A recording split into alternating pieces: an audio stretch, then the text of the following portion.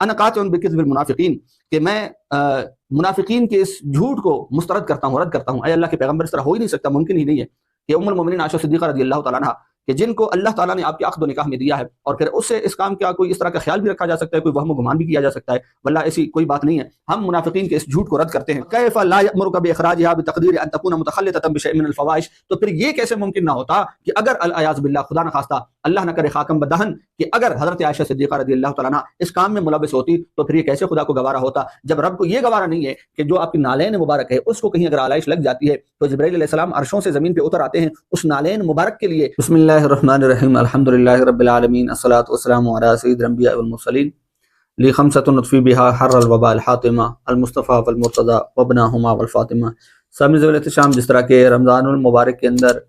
کئی ہستیوں کا جو عرس مبارک ہے وہ منایا جاتا ہے، بالخصوص امہات المومنین حضرت خدیجہ الکبریٰ رضی اللہ تعالیٰ عنہ، اور اسی طرح حضرت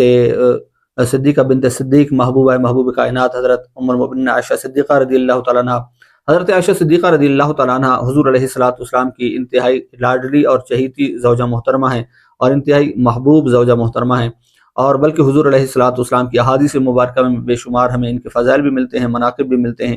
ایک واقعہ حضور علیہ الصلوۃ والسلام کی زندگی میں پیش آیا جس کو واقعہ افک کہا جاتا ہے، اور افک کا لفظی معنی اردو میں ہوتا ہے تہمت لگانا۔ حضرت عائشہ صدیقہ رضی اللہ تعالیٰ عنہا کے ذات کے اوپر جب یہ تہمت لگائی گئی علیاذ باللہ، تو اس کے حوالے سے چند ایک میں معروضات آپ کے گوش گزار کروں گا۔ آپ دیکھیے کہ صحابہ کرام رضوان اللہ تعالیٰ علیہم اجمعین، اہل بیت کرام رضوان اللہ تعالیٰ علیہم اجمعین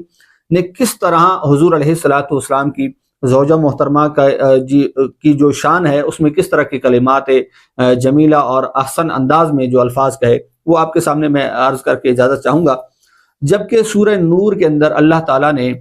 پوری 18 آیات نازل فرمائی حضرت عائشہ صدیقہ رضی اللہ تعالیٰ عنہ کی شان کے بارے میں۔ آپ دیکھیے ایک مرتبہ اگر سورہ یوسف کا آپ مطالعہ کرتے ہیں تو اس میں حضرت یوسف علیہ نبی علیہ السلام کے اوپر جب حضرت زلیخا رضی اللہ تعالیٰ عنہ کی طرف سے ایمان لانے سے قبل کا جو واقعہ ہے، جو تہمت لگتی ہے، تو اس میں اللہ تعالیٰ نے حضرت یوسف علیہ نبی علیہ السلام کی صفائی اور ان کی پاکیزگی کو ثابت کرنے کے لیے ایک نو مولود بچے کو قوت گویائی عطا فرمائی۔ تو اس بچے نے یہ صفائی پیش کی اور یہ گواہی پیش کی کہ حضرت یوسف علیہ نبی علیہ السلام اس کریکٹر کے نہیں ہیں، بلکہ اللہ تعالیٰ کے برگزیدہ اور چنیدہ پیغمبر ہیں، اور ان کا اس کام سے کوئی تعلق نہیں ہے، اور وہ انتہائی صاف ستھرے مزاج کے ہیں اور انتہائی صاف ستھرے کریکٹر کے ہیں۔ اسی طرح حضرت مریم رضی اللہ تعالیٰ عنہ کے اوپر جب تہمت لگائی یہودیوں نے، تو اس وقت اللہ تعالیٰ نے حضرت عیسیٰ علیہ نبی علیہ السلام جو اس وقت نومولود تھے ان کو یہ قوت گویائی عطا فرمائی، گرچہ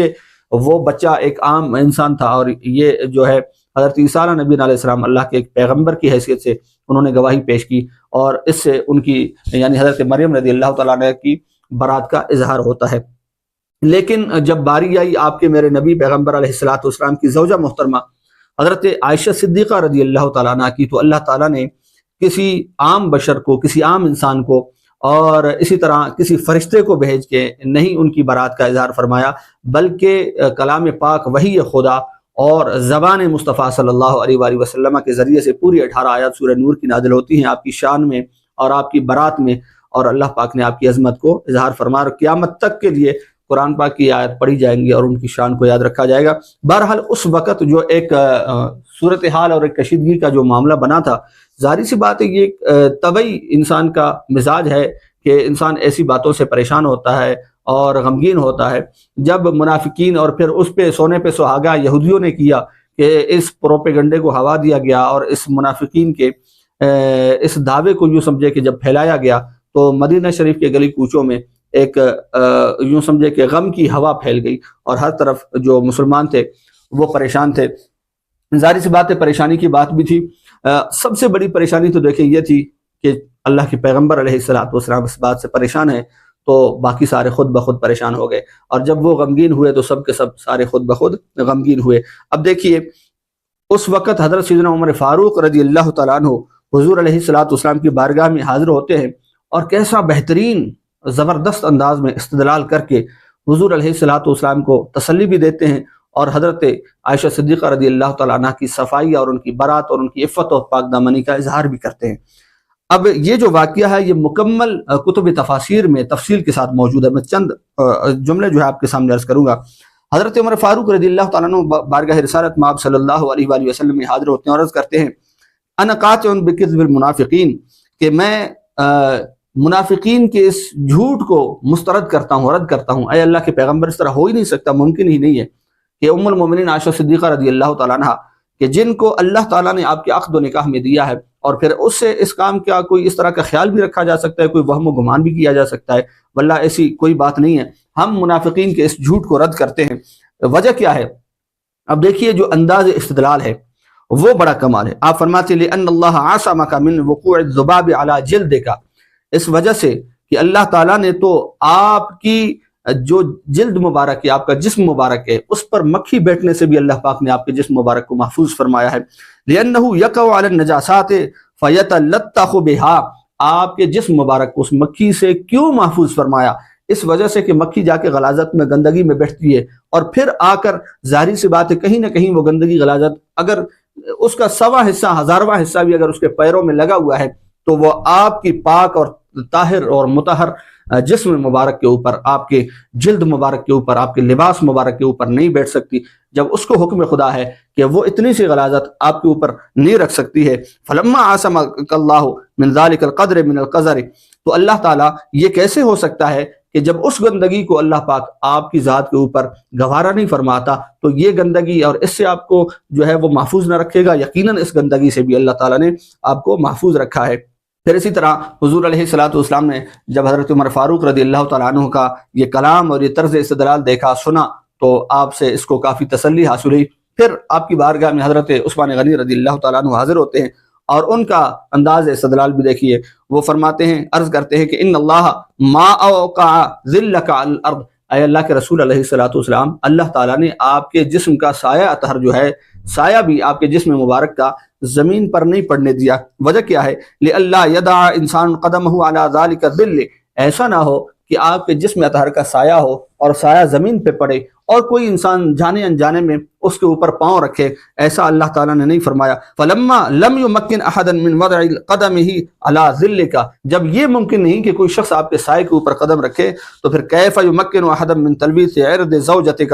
پھر وہ کیسے ہو سکتا ہے کہ آپ کی محبوبہ اور آپ کی زوجہ اور آپ کی رفیق حیات حضرت عائشہ صدیقہ رضی اللہ تعالی عنہا کی ذات کے اوپر اور ان کی عزت و حرمت اور تعظیم و توقیر کے اوپر کوئی حملہ کرتا؟ یقیناً جب اللہ تعالیٰ کو آپ کا سایہ گوارا نہیں، اس وجہ سے کہ کوئی اس پر پاؤں نہ رکھے، پھر یہ کیسے ہو سکتا ہے کہ اللہ تعالیٰ ایسی بیوی آپ کے لیے گوارا کرے کہ جس کے اوپر خدا نہ خواستہ لوگ اس طرح کے پھر وہ احتمالات رکھیں اور اس طرح کی باتیں رکھیں؟ تو یقیناً اللہ تعالیٰ نے ایسی بیوی کا انتخاب آپ کے لیے نہیں فرمایا، بلکہ یقیناً وہ پاک طاہر اور عفت و پاک دامنی کے ان بلند منزلوں پر ہے جن کو اللہ تعالیٰ نے آپ کے لیے منتخب فرمایا۔ اب یہ حضرت عثمان غنی رضی اللہ تعالیٰ عنہ کا انداز کلام تھا، طرز تکلم تھا۔ جب یہ چلے گئے، ابھی آپ بیٹھے ہی تھے کہ آپ نے دیکھا کہ تاجدار حل عطا اور شوہر زہرا، والد حسنین مجتبی، شیر خدا سیدنا علی المرتضیٰ کرم اللہ تعالیٰ وجہ الکریم کی ذات بابرکات حاضر ہوتے ہیں حضور علیہ الصلوۃ والسلام کی بارگاہ میں، اور ان کا طرز تکلم دیکھیے، حضور علیہ الصلوۃ والسلام کے ساتھ محبت کا انداز، اور ام المومنین سیدتنا عائشہ صدیقہ رضی اللہ تعالیٰ عنہا کے ساتھ عقیدتوں کا انداز دیکھیے۔ آپ فرماتے ہیں، آپ نے وہ ایک بات یاد دلائی کہ اے اللہ کے پیغمبر علیہ الصلوۃ والسلام، ان جبریل اخبرک ان علی نعلیک قدرا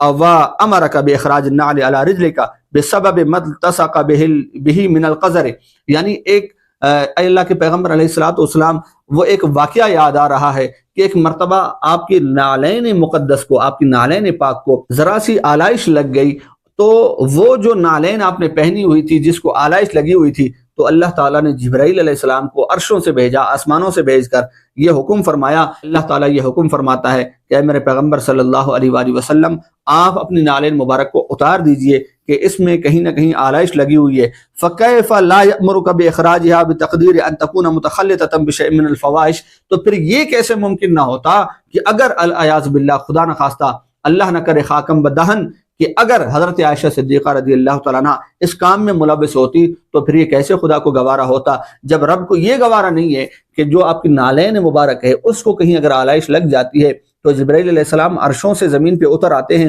اس نالین مبارک کے لیے، اور ساتھ یہ پیغام بھی پہنچاتے ہیں رب کا کہ اے اللہ کے پیغمبر صلی اللہ علیہ وآلہ وسلم، یہ نالین اب آپ کے قابل نہیں رہی ہے، لہٰذا آپ اس کو اپنے سے دور کر دیجئے کہ اس میں آلائش لگی ہوئی ہے۔ پھر جب اتنی آلائش اللہ پاک آپ کی ذات کے ساتھ گوارا نہیں کرتا، آپ کی نالین کے ساتھ گوارا نہیں کرتا، تو پھر یہ کیسے ہو سکتا ہے کہ پورا ایک انسان جس کا کریکٹر ایسا ہو پھر وہ آپ کی ذات کے ساتھ گوارا